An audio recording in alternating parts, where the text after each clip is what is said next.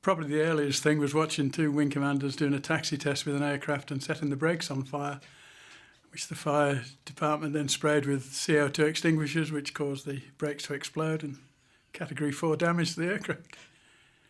I did some trips flying, mainly when we were on detachment to Tripoli in Libya.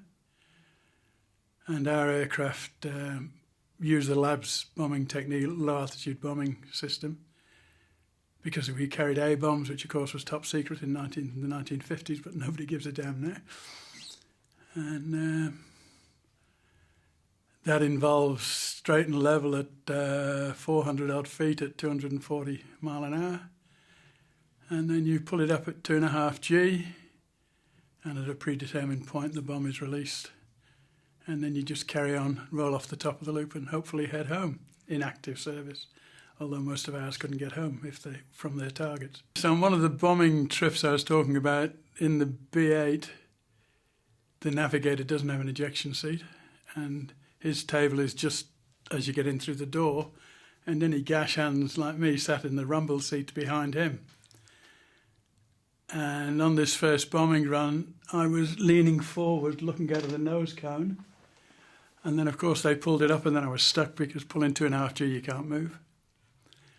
And then when I was able to sit up straight and looked up, and there was the desert underneath, which was quite a thing. And it was on the run after that that the pilot forgot to change his fuel tanks, and one of his motors stopped, which is not a good idea. At 200 to 400 feet above the ground. It was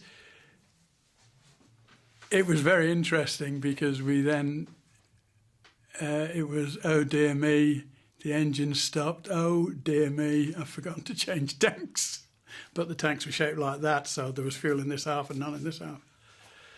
Anyway, the engine relit when we got a bit of altitude. They were a good aeroplane, a good solid aeroplane, and could outrun anything of their time because they just put the nose up and disappeared. And these little flyboys and their little aeroplanes couldn't keep up with them and couldn't work at that altitude anyway. I finally left the aircraft business in 1972 in Rhodesia, so I haven't really... I've seen... we live fairly close to the airport, so we'd see them overhead, but this is... When I was down here in January, was the closest I'd been to one for a long time. It was a nostalgic feeling, of what, I spent 10 years in Rhodesia working on them and 3.5 years in the Air Force, 5 years in the Air Force working on them. So, yeah, it was a bit of nostalgia.